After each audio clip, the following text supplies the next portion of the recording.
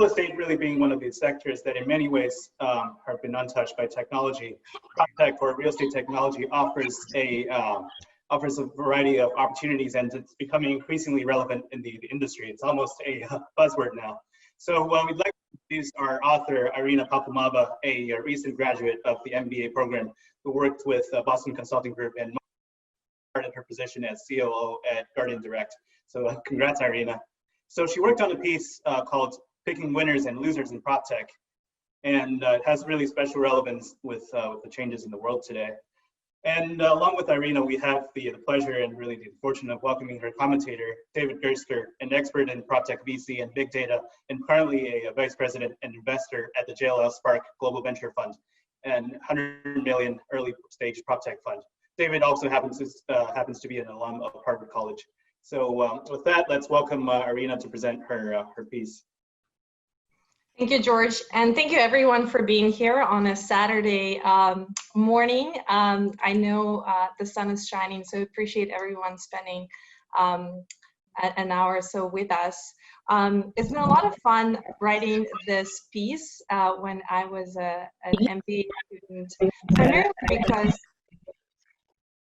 primarily because this is such an interesting asset class that is responsible for creating so much wealth in the world, and yet it's been one of the asset classes that's been most difficult to influence and penetrate with innovation and technology.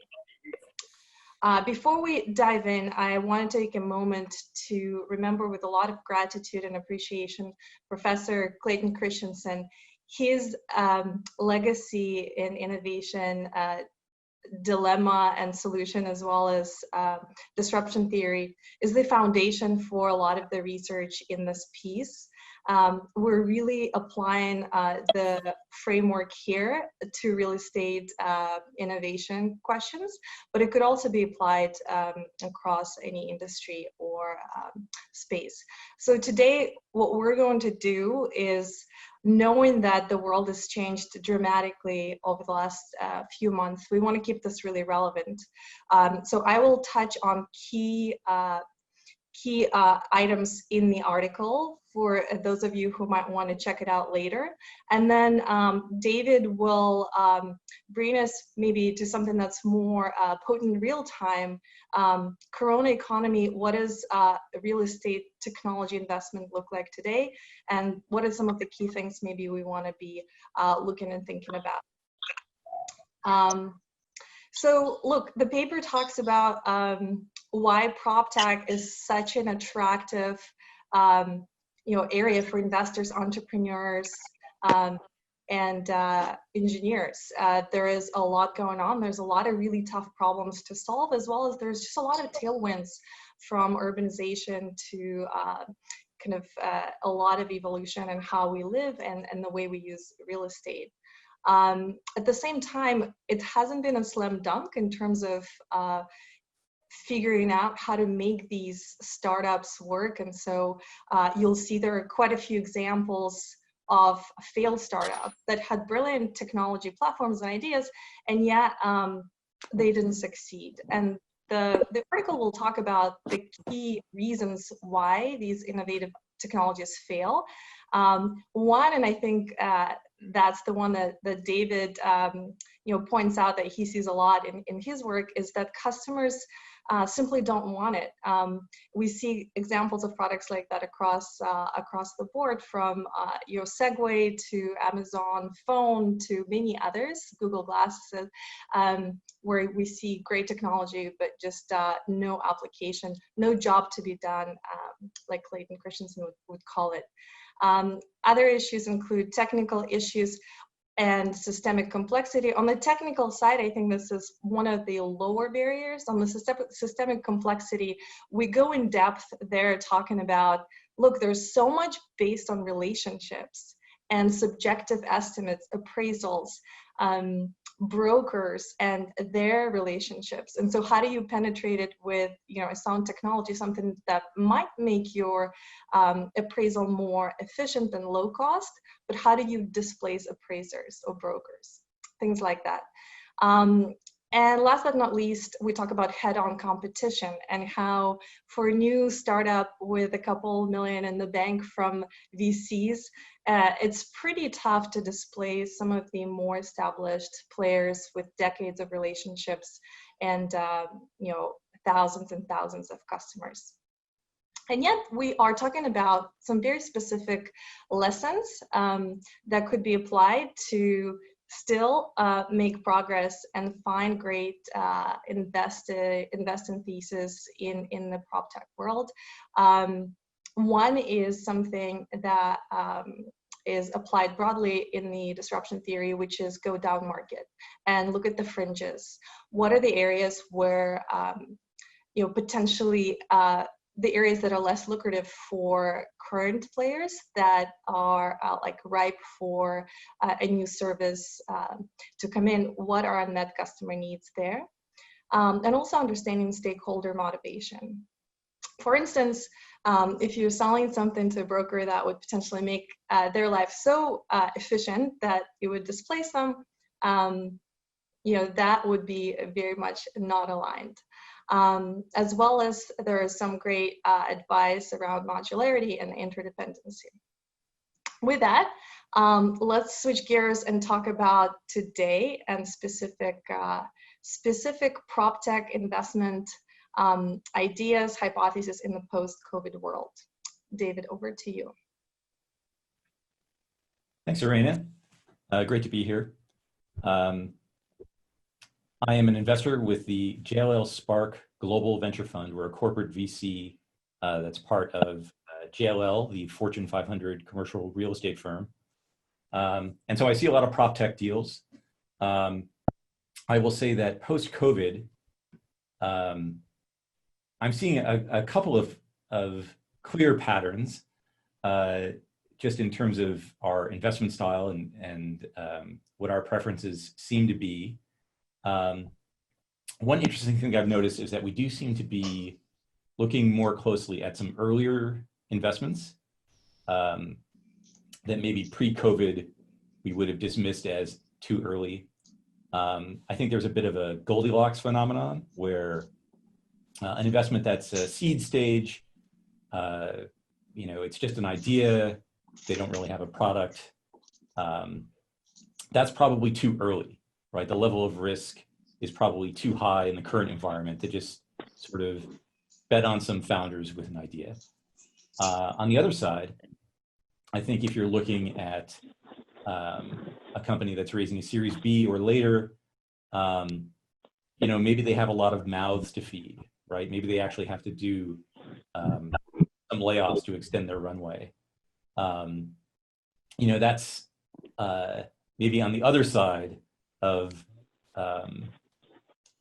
the Goldilocks zone, where that's maybe a little bit too late.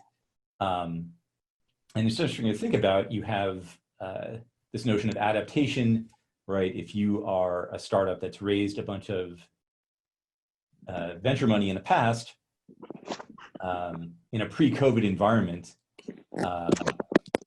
there's just the general question of, are you going to be able to adapt to this new environment? And so it seems like, to the extent we are looking earlier, we're actually attracted to these Series A type investments where there's a product, there's product market fit, but it's still a small team. They can get plenty of runway with not a ton of capital, right? Anecdotally, I'm seeing a bunch of companies and investors just focused on runway, right? How much cash, how many months of cash burn do I actually have, assuming very little revenue. And so, in general, anecdotally, I'm seeing startups targeting 12, 18, even 24 months of runway. And so that's one interesting thing, just like looking at my own internal pipeline and deals I'm looking now. There's definitely been this new appreciation for earlier stage deals, but not too early. Another thing I've seen, just looking at my fund's own portfolio, there are these specific post-COVID bumps in demand. So we're investors in a startup called OpenSpace. They give you a 360-degree Google Maps style view of the interior of your office building that's under construction. And that's very useful because you actually want to minimize the number of people that have to go to a construction site or interact on a construction site. And they're actually marketing themselves now as Zoom for your job site. And they've been doing pretty well with that messaging, and they've been seeing pretty healthy demand for their offering post-COVID. Another company that is in our portfolio is VergeSense. They make an occupancy sensor that you mount on the ceiling. It detects how many people are in a room and also, coincidentally, how far apart they are, right?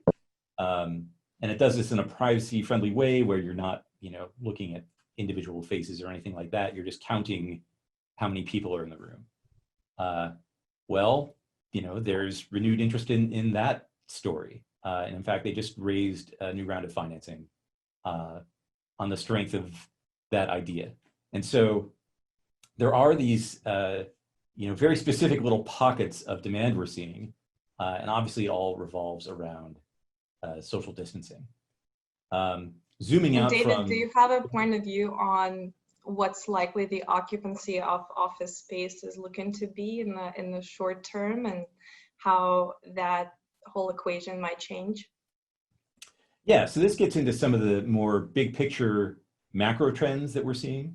Anecdotally, I'm hearing that about 25 to 30% of employees in a given office space are actually there. So the utilization is only 25% of what it was, roughly. And honestly, until something changes in terms of testing, treatment, or vaccination for COVID, I think you're going to see that trend continuing. And that's obviously what's precipitated this gigantic work from home experiment, this gigantic unplanned work from home experiment that everyone is doing. And obviously that's opening up whole new areas, in terms of people's preferences. It's really interesting. Mark Zuckerberg posted on Facebook a couple of weeks ago. He said that about 40% of Facebook employees are interested in doing full-time remote. Within that, about 3/4 said they'd be looking to move to somewhere else than where they live right now. And of those, about 60% said they want to go outside a big city. So if you multiply those three numbers together, you get roughly 20% of Facebook employees who would be looking to do full-time remote, not in a big city. That's a pretty big trend that we're seeing. Which is, you bring up a great point regarding complete shift in how people are likely going to be thinking about where to live, how much to pay for their housing. What's your latest thinking on that subject? Yeah, so I think you are going to see renters in expensive cities reconsidering the high rent that they're paying right now. Now that the density of cities is really becoming more of a liability than an asset. Why pay, $3,000 a month for a 1-bedroom in San Fran when you could literally build, a 3,100 square foot house in Raleigh, North Carolina. Now you may have to take a pay cut, right? Part of the reason pay in Silicon Valley is so high is because housing is so expensive. But on balance, I think the affordability is still going to greatly improve if you make that move. And we have 30 seconds to wrap it up. Final question is, do you anticipate the pace of VC investing in real estate technology slow down in the new Corona economy? I mean, from what I'm seeing in my own pipeline, we're still pretty busy. Again, I say our focus for the moment has shifted a little bit earlier, and we're also looking at stuff that has specific post-COVID theses. there's some deals that we're going to announce soon that I can't talk about, but the pipeline is still looking pretty full. There's still a lot of opportunity out there.